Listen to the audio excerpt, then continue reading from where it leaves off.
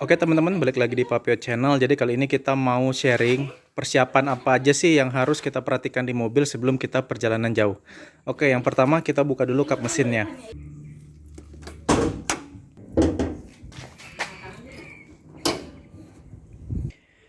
Nah, di kap mesin ini yang akan kita lihat adalah cairan-cairannya. Yang pertama ini nih guys. Ini untuk minyak rem. Ini di Mobilio ya teman-teman ya. Bisa jadi berubah kalau misalnya kalian pakai mobil lain. Nah, ini di Honda Mobilio. Jadi dilihat nih minyak remnya masih bagus atau enggak. Ini kan ada batasnya nih, batas max. Ini tulisannya max, ini ada tulisannya min nih.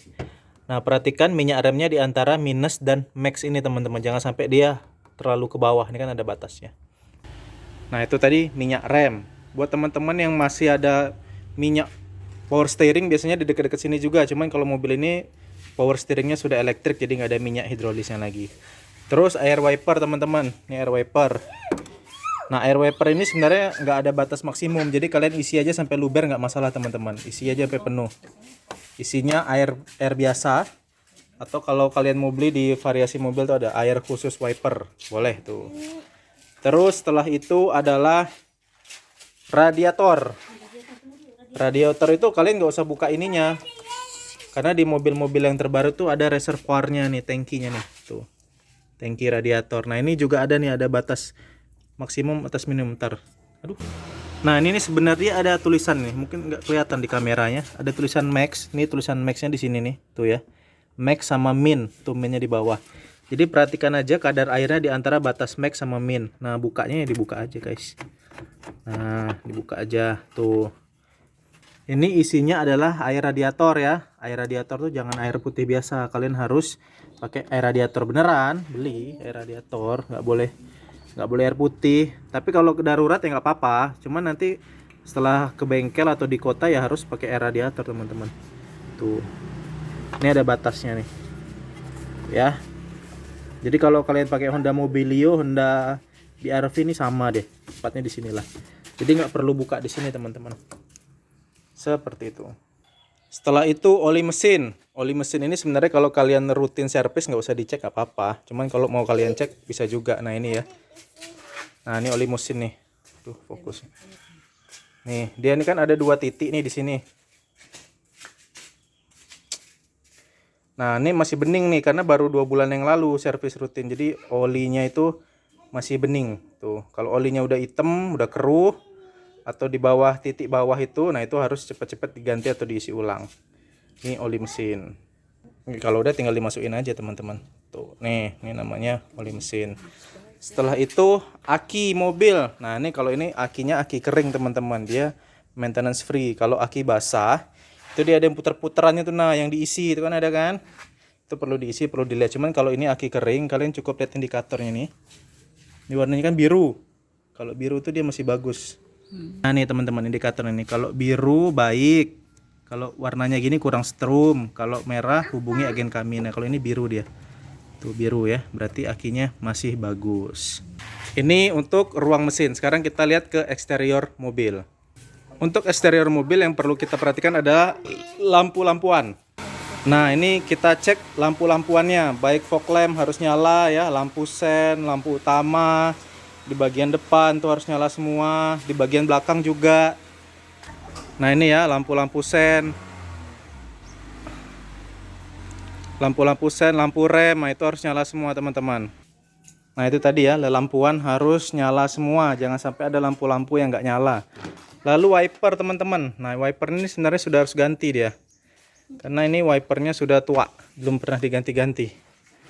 Jadi kita ganti wiper, karena kalau hujan wiper ini sangat penting, harus dalam kondisi yang prima. Di toko variasi banyak.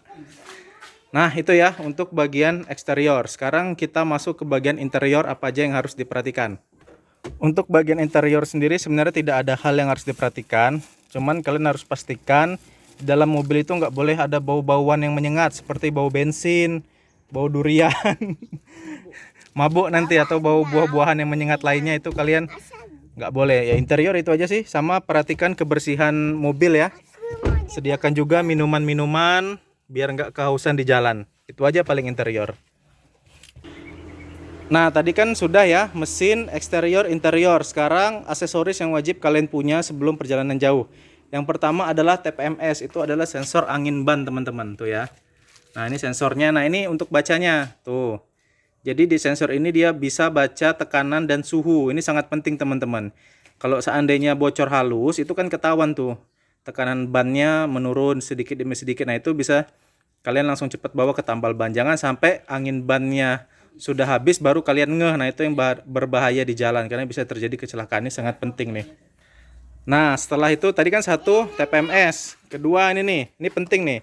Ini adalah kabel jumper aki, teman-teman. Ini gunanya kalau misalnya tiba-tiba aki kita sewak di tengah jalan, kita bisa di jumper aki sama mobil yang ada gitu loh. Kita nggak perlu kelimpungan. Ini harus sedia nih jumper aki. Caranya dicolokin, nanti ada caranya di video terpisah.